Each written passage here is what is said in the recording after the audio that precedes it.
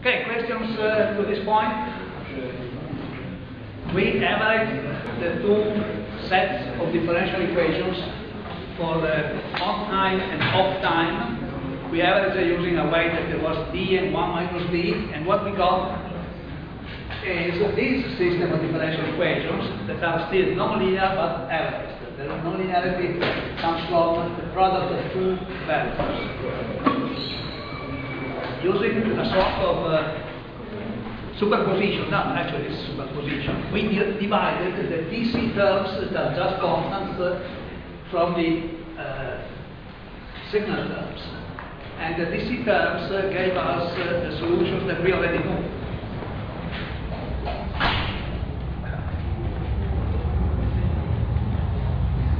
We already know this solution like VC equals V over 1 minus D, etc. But this is just a double check that we didn't make too many bad errors, and I need these solutions later on in a moment. Now let's go to the signal part, the hat part terms. So we have here the derivative of IL hat, or remember this IL hat is the average of small signal, etc. I should write it average and hat on top of it. That means a very big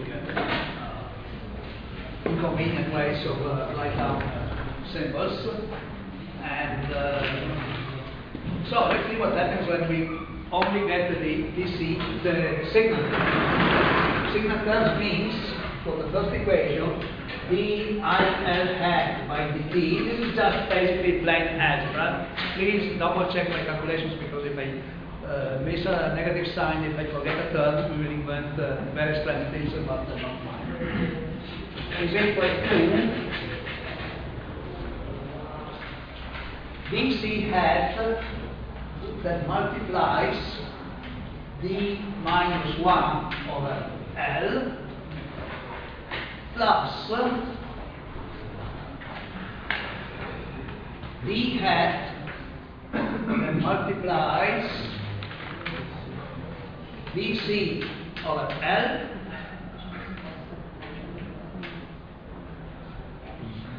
plus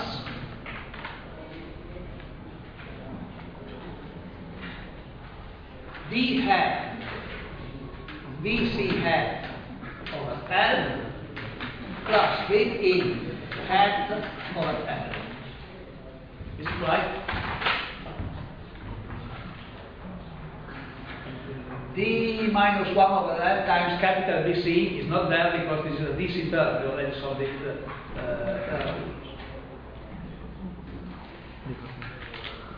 D hat VC over L is there. We see D minus 1 over L. No, more or less it should be there.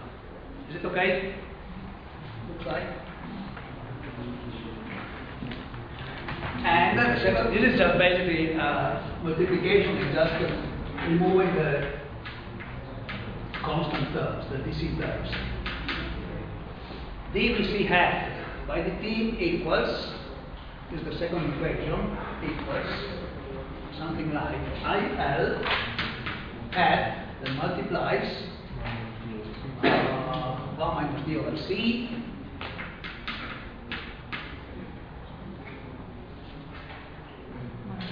minus d hat times IL over C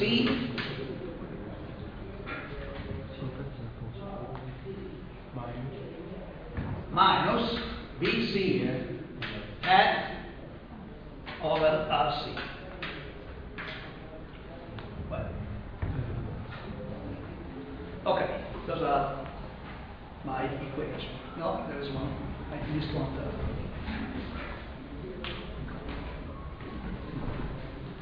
Here there is still minus d hat IL hat over C, and then minus BC hat over RC. Now there are all terms.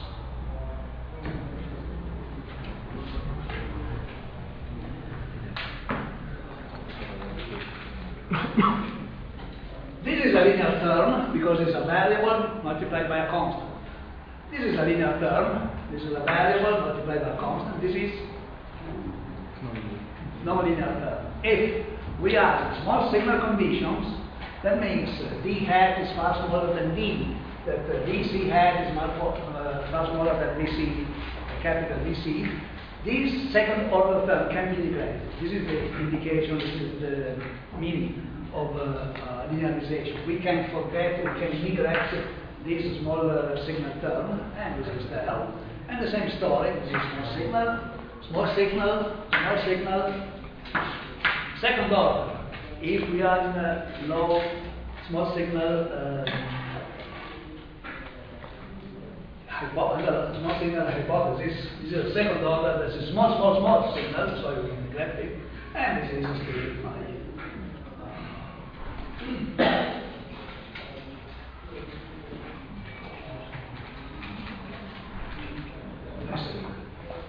okay, linearization means just forget the second order terms. If we are small signal, linearization means just forget it. What do we lose when we linearize?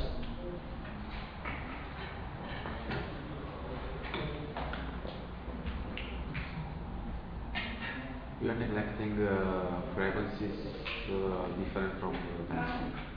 We are not introducing them. Frequencies is okay, yeah, okay.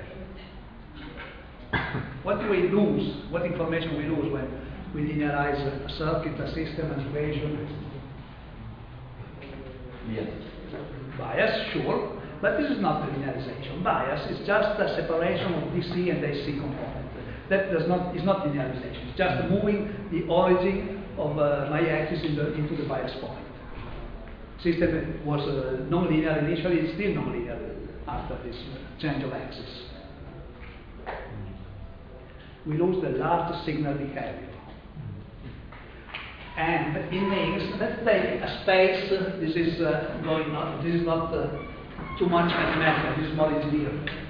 Let's take a space where my power supply works, and the space where my power supply works has basically two axes. What are the two main variables of my power supply? Well, it's basically the input voltage that can change, and what else can change? Output current or resistance, it depends how you want to call it, but here could be resistance. So my power supply would work in this square, because the input voltage can go from a minimum to a maximum, the output current or the output resistance can go from a minimum to a maximum. Any point here inside is okay for my converter to work. Those are the specs. Minimum input voltage, maximum input voltage, those are the specs of the load. Minimum output current, maximum output current, or whatever it is. So, when I make a linearization, when I linearize my circuit, I pick one point over here, inside this space, and I linearize around that point. That means the model I get is just valid at this point and a small area around that point. If I change bias point, my model changes. If I go over here, I get a different model with different numbers, basically, and it's valid only for this point and a small area around this point. I lose the largest signal we have.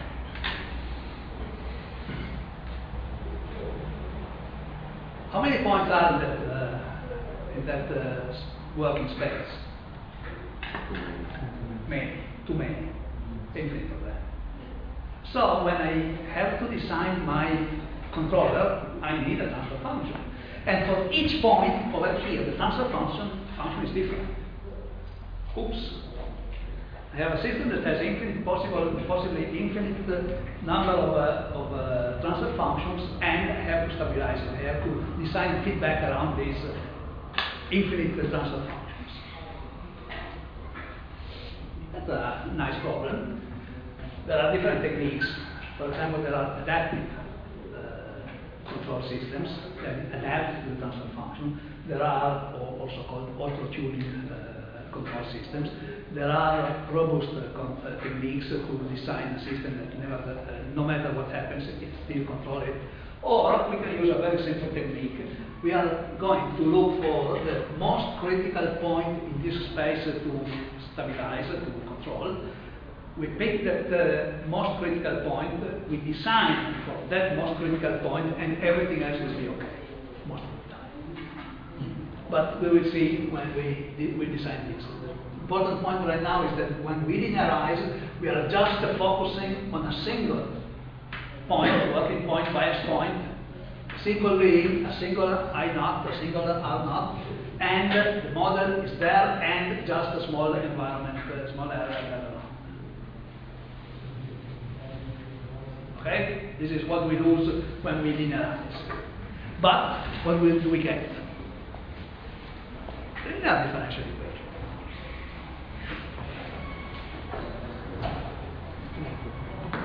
Okay. Let's see. Having neglected these two terms, are these equations linear or non-linear? Linear. Yeah, no, well, it cannot be linear, because we still have our input voltage, being at, and the duty cycle. Those are the two inputs of my system. Linear or non-linear? Linear. Why? Because duty cycle slowly changes. It changes. It's true that it changes slowly, but it changes. Linear or non-linear? Even if I have these two inputs. We can use the superposition method. It is a constant. This is an effect of linearity. Consequence of linearity. Linear or non-linear? Linear. Why? Input is an input vector. This is on the input on the input vector. What else? Those two terms, this one and this one, are forced terms. If I write down this as a matrix, now I have two inputs, and the two inputs are d hat, this is added. You see that there is an addition of some sign over here. It's not multiplied by a variable, it's added to a variable. And here, there is another input. So, if I have to write down in a matrix form this, I won't. But I will have my standard matrix with I dot and V dot multiplied by a matrix that contains this term, this term, this term, and nothing else. A matrix is still the same A matrix as before.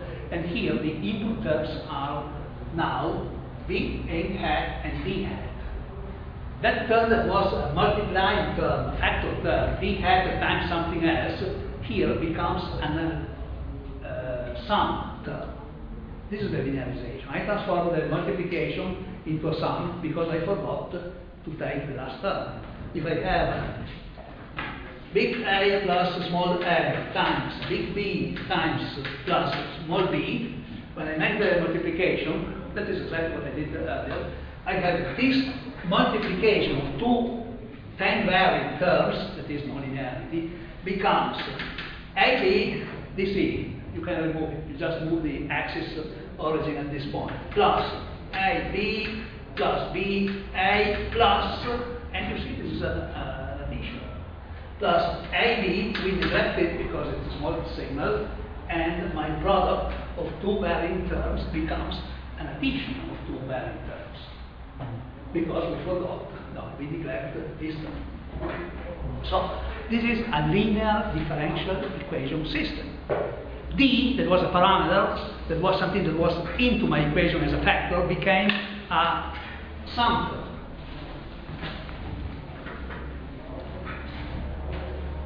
So, if these two differential equations are linear, I can use superposition over here.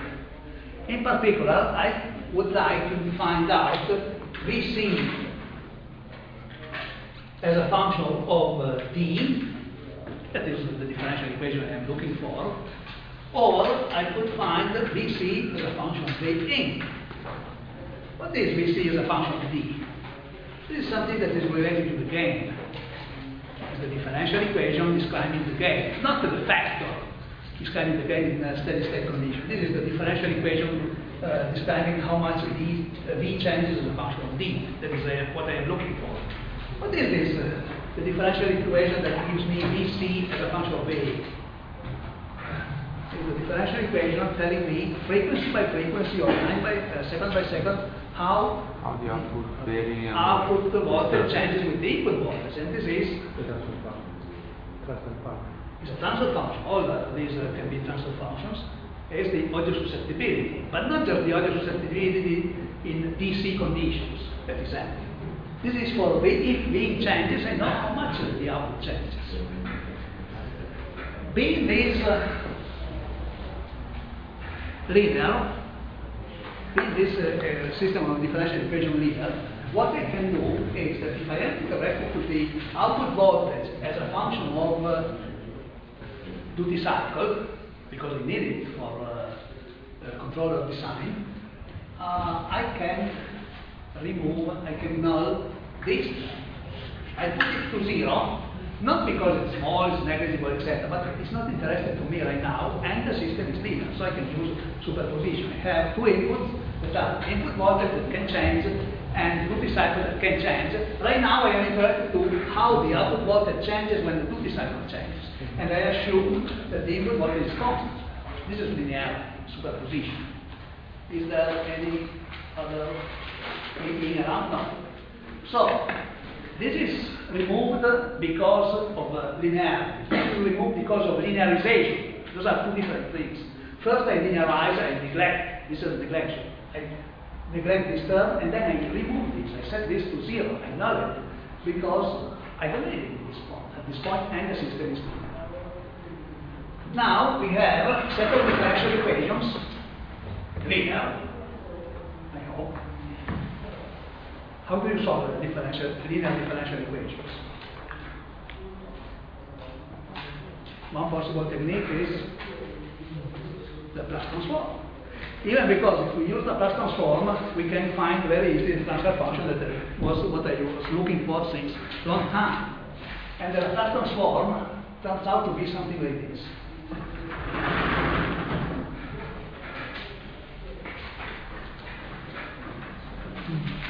Right now, I go to Laplace.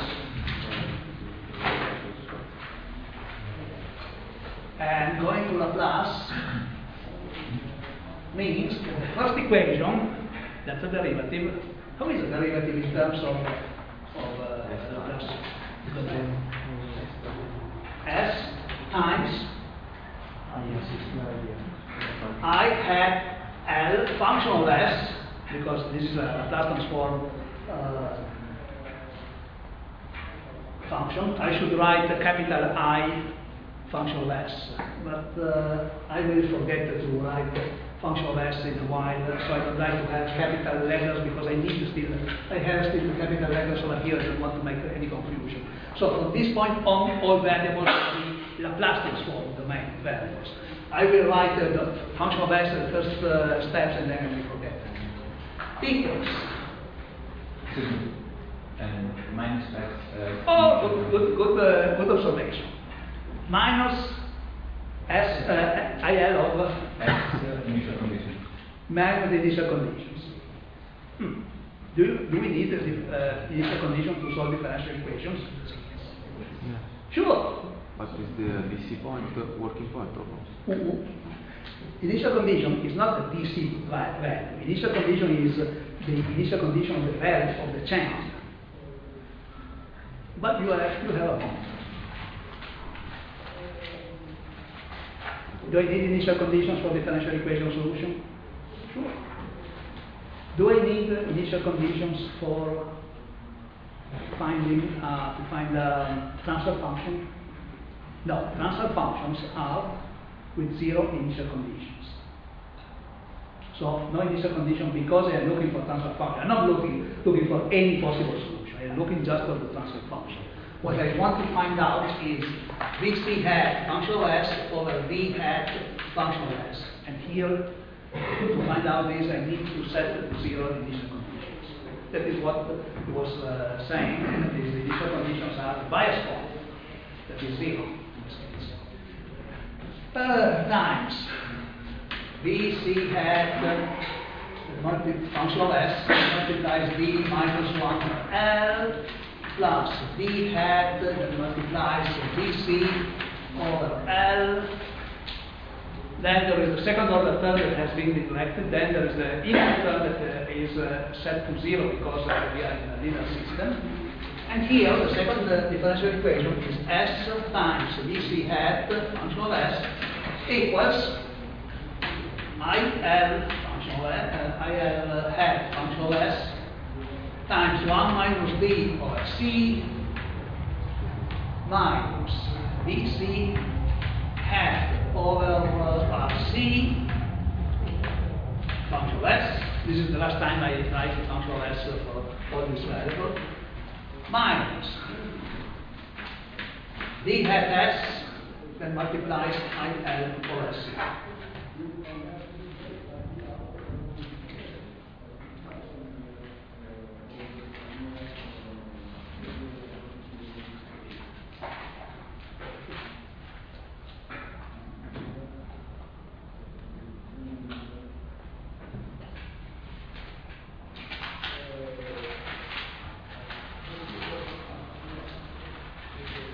Okay, that's good. Once in a while, what should we do when we write down these long expressions? Dimensional check. Dimensional check, sure. Let's see if we can do the dimensional check over this equation, just to have some fun. Dimension of S. Frequency, 1 over time or frequency. Dimension of Laplace transform over voltage. Voltage time. Voltage times time. Why? Because when you take the Laplace transform of a variable, it's integral of x times c to the negative st by dt. That differential you integrate in time, you multiply by time. So this is frequency, this is voltage times time, time times frequency is dimension. So this is the voltage. Let's see, for the right hand side we have voltage. This is current divided by frequency. We have a frequency at the denominator. Frequency at the denominator, 1 over fc, 1 over omega c, is an impedance. Impedance times current is voltage. Okay, checks. This is voltage times time, because it's a Laplace transform, divided by a time is a voltage. Check. This is dimensionless for d, but there is a time. Time divided by f. Time is like 1 over f. F times c is an impedance. Current multiplied by impedance is voltage. Okay, check. And the same is the other one. Now, those are algebraic equations. Yay! Not the differential equations anymore. This is stupid, simple high school, lower high school, junior high school algebra. I want to find VC, sorry, as a function of d, and so I want to remove IL from this equation. So I derive IL from the first equation, I substitute in the second, and I have my result. Okay. So I get this S, I move over here, so I have IL, the Laplace transform of the current, equals this stuff and the substitute over here. And I get something like, open your eyes, please, because if you made any mistake over here, we'll get very weird results. I have second equation, S dc hat, and from this point on, don't ask me to write down the function of S because it's just a waste of time, equals 1 minus d of c times IL. What is IL? IL is this expression. IL is equal to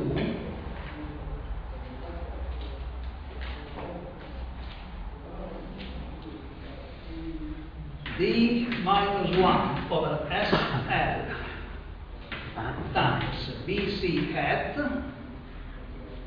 here plus VC, capital VC over SL times d hat. So we have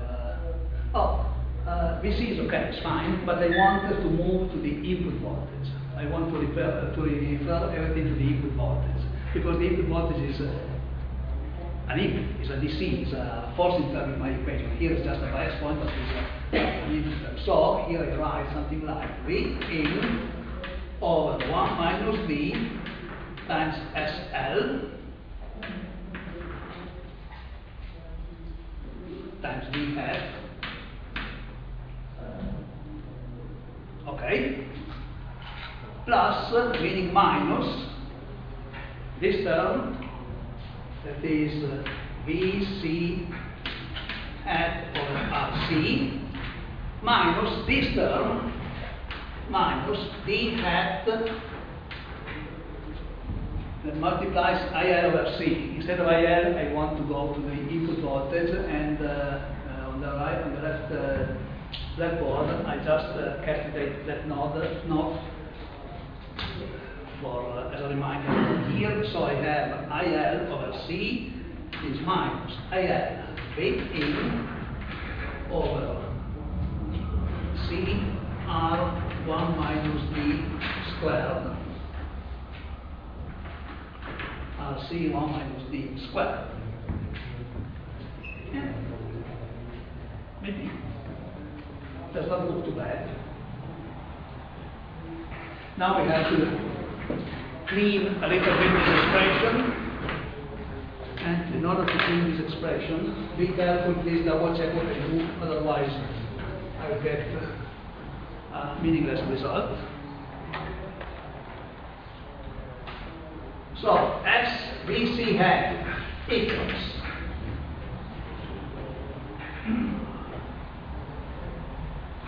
VC hat that multiplies, just to start to factor the different variables, VC and D, basically. VC hat that multiplies negative 1 minus D squared, it is this, times this, over SLC, and this is the first VC. Then there is that minus VC is already there, 1 over RC, plus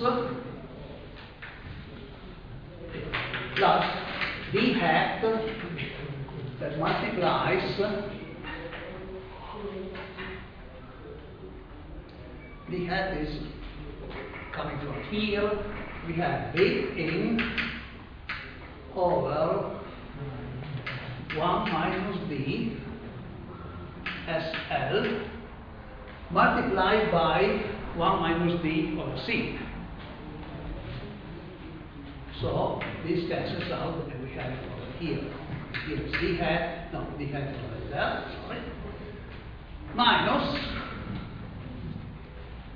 V in over RC 1 minus D squared. More or less. This is just basic algebra. I just collected, just factored VC hat and D hat. Now, all VC is on one side, all D hat on the other side. But before doing this, I don't like having S at the denominator, so I multiply everything by SLC. You can do even better if you know what you want to get. But by now, I just multiply by SLC, and I get S squared LC VC hat equals VC that multiplies negative 1 minus D squared minus 1 over RC, sorry, RC multiplied by SLC, so it's minus S over times L over R minus S L over R plus D hat, I still have to multiply by SLC, and I get here V in minus, I multiply this by SLC, so I get SL over R, C is cancelled out, times V in over 1 minus D squared. Yeah. Could be right. Not so confident, but could be right. Now, all BC is on one side, everything else on the other side, or D on the other side, because I want to find out the transfer function.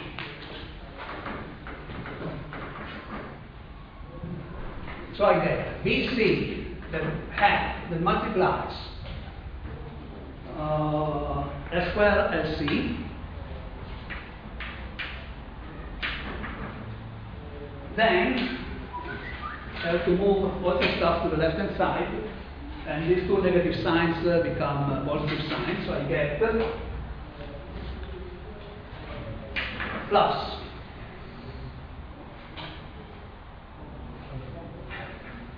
one minus b squared over S, no, over this one. One minus b squared, 1 minus b squared, is plus s over plus s times L over r. This is equal to d hat that multiplies. I put this factor v in over here, why not? D times v in that multiplies 1 minus S L over R times 1 over 1 minus D squared. More or less. What are you looking for? BC over D. BC over D. I think BC is over here, D is over there, so I move D to the left hand side, all this stuff to the right hand side, and I almost get my transfer function. Okay. What's wrong? Did I make any error? No? Did I make any error? No. That's okay. So, I have BC hat over D hat equals V in that multiplies 1 minus SL over R times 1 over 1 minus D squared divided by S square LC plus SL over R plus 1 minus D squared. Yay! We're going close. I start to see something that I like, I start to see something that I really dislike. And something that I really like is that my denominator is a second order denominator. That's okay. It's two poles. Yeah, we started with an L and a C, so it's reasonable to expect two poles. And all terms of the denominator are there. There are no missing terms. There is no zero coefficient for S. So it means there is a probability that my denominator has poles on the left hand side, left hand plane only, and all the terms on the denominator have the same sign, all positive. So I am guaranteed Hurwitz criterion, I think it's called, Hurwitz, something like this. B, second order, all terms are there, all terms have the same sign. This is for sure stacked. Second order, second degree equation is for sure stacked. All poles are the two poles on the left hand side plane. Number 8, well, you have a 0, and you can start your worst screams and cries because there is negative sign. Right at plane 0. And right at plane 0 is because this is a sum of a boost. No, it's a boost. This right at plane 0 is what makes the system difficult, very difficult, or impossible to control. Ouch. I still want to make something better here. I would like to have, when you write down the transfer function, try to get the constant term as unity constant terms. That is called anti-monic polynomial.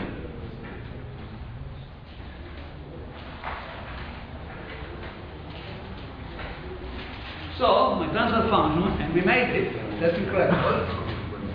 dc hat over d hat, this is, let me remind you that this function of S is equal to 1 minus SL over R times 1 over 1 minus d squared.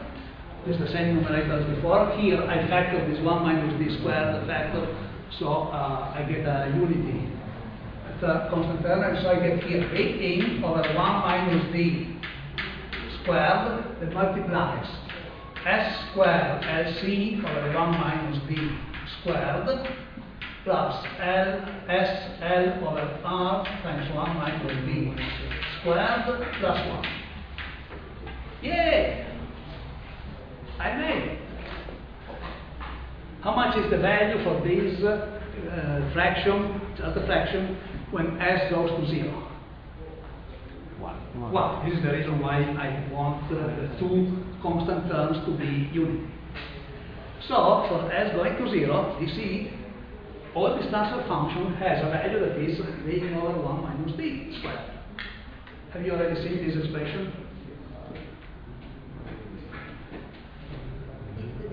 This is the gain we found with the derivative for the boost converter. It's still there. And here, the bad news, the really bad news.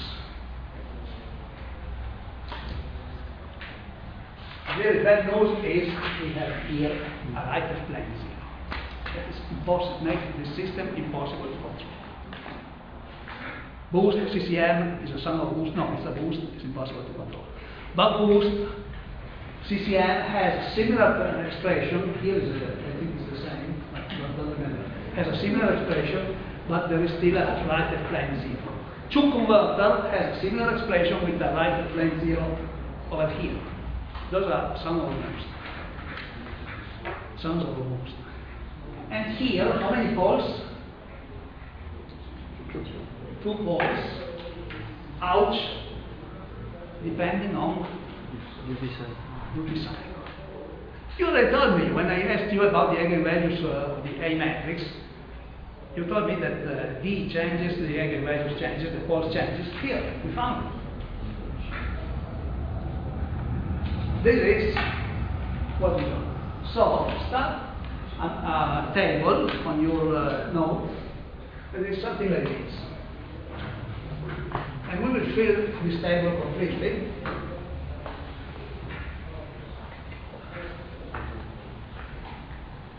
Buck, boost,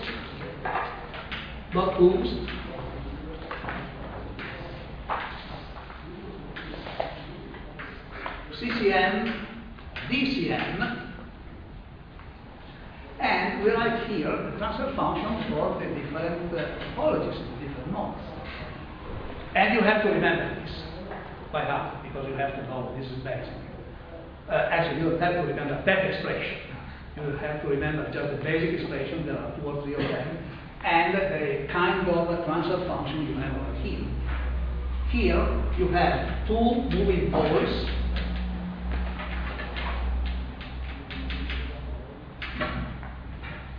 because poles, when you solve this denominator, poles are a function of d. If d changes, your poles move. And the frequency of these poles, if you want to find it out, the frequency of these poles is given by the square root, zero of the square root of this. So it's 2 pi square root of LC, and here we have 1 minus d. You see the pole frequency move, and even the damping factor changes with the duty cycle. Welcome to the power electronics. You have 2 moving poles. If you want to remember that those are the poles, it's okay. If you don't remember, it's okay as well. Then you have 1 right half plane 0. Yeah, well, you can cry. It's really bad.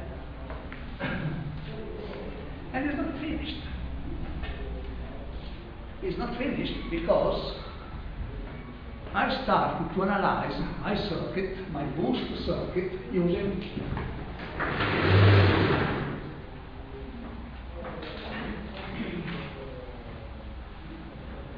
using this schematic.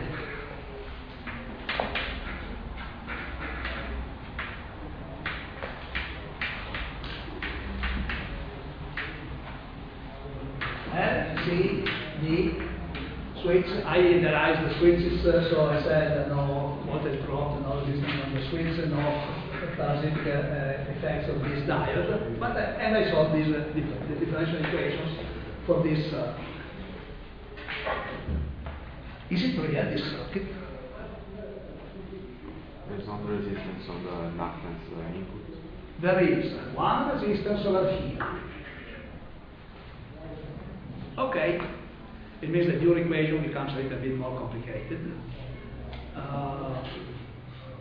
What else? This is not a big deal. It does not change so much the transfer function. We are negating all the parasitic capacitance. Say again? We are neglecting all the parasitic capacitance. We neglect all the parasitic capacitance. That's okay, because parasitic capacitances are small by definition. So they have given me effect at high frequency. We don't go to high frequency with this model. We stay for sure at 1/2 maximum of the switching frequency, and even lower than this. Same answer. What else? It's not in that schematic. We neglected the transient between one state to the other. There are no transients in one state to the other, because when the switch switches, it switches basically in a very short time. There is something missing over here, at least 2 elements. Resistance of P. which? Which one? Input capacitance, sure. And this input capacitance, if this is the model, does not give me any effect because the voltage source just short this input capacitance. But if the input voltage is a real source with an internal impedance, this input capacitance enters inside the equations and it becomes thirdly a nightmare, literally. And in many cases, the input capacitance just gives me very negligible pulse and effects. But you are right. If this is a real voltage source, what we get at least is a third order resistance, because we have capacitance, inductance, capacitance. This can be neglected. We will introduce the effect of this input capacitance later on for the Buck converter. Because if we have to use this method to include that input capacitance, it becomes a nightmare. You need to work with 3x3 matrices. It's really hard. What else did we forget?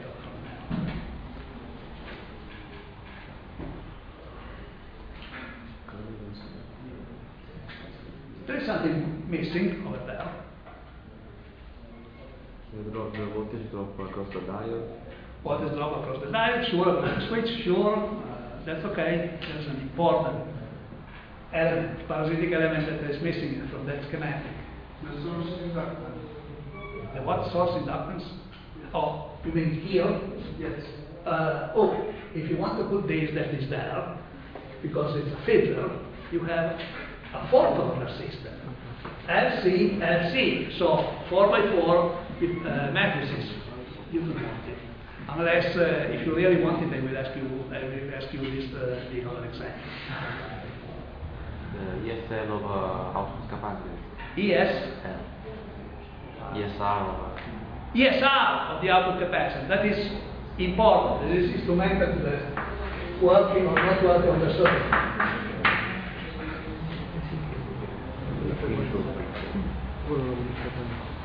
If we put the ESR in our output capacitor and it's there and you have to include it, guaranteed, what happens is that VC is not equal anymore to the R.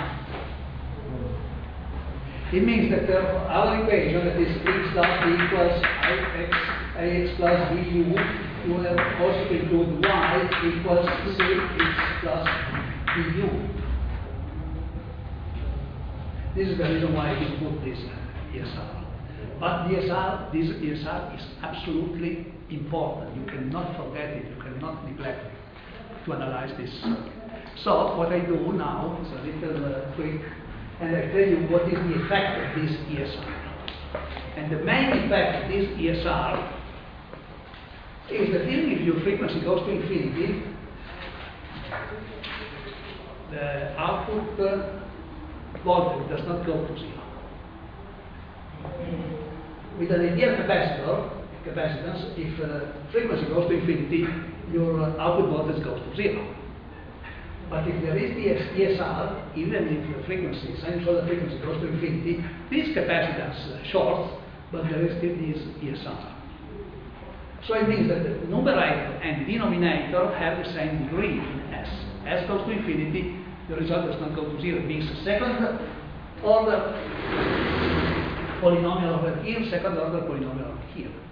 That ESR adds 1, 0. That is 1 plus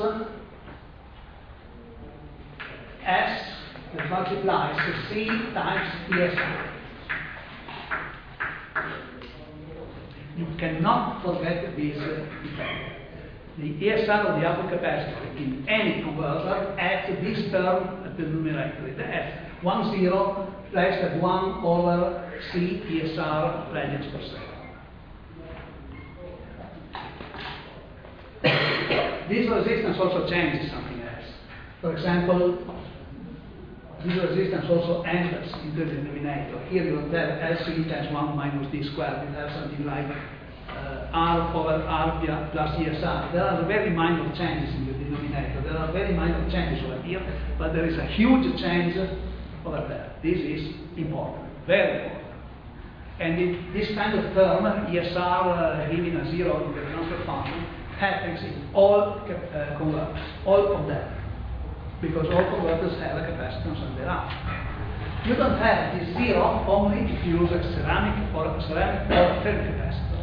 But if you use an electrolytic capacitor, this 0 is there, guaranteed. No way to the good part is that you have one left half plane 0 due to the ESR.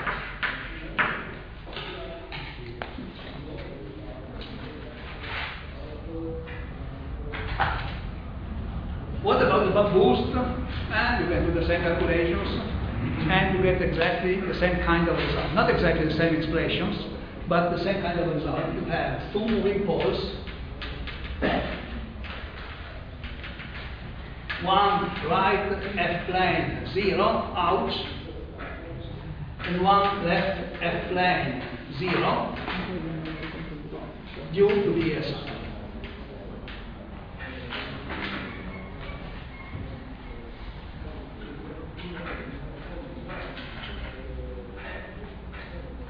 Okay?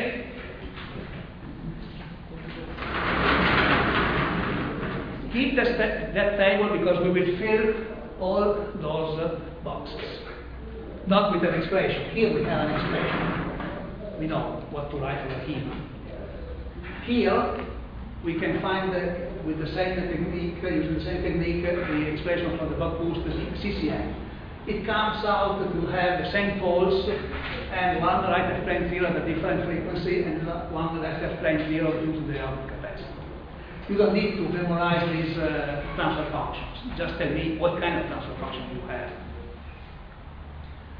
And we will fill this table completely. Then we will have another table like this for current mode control. Why a right half plane 0 makes your system almost impossible to control? Because of the phase mark. Because of the phase mark, right.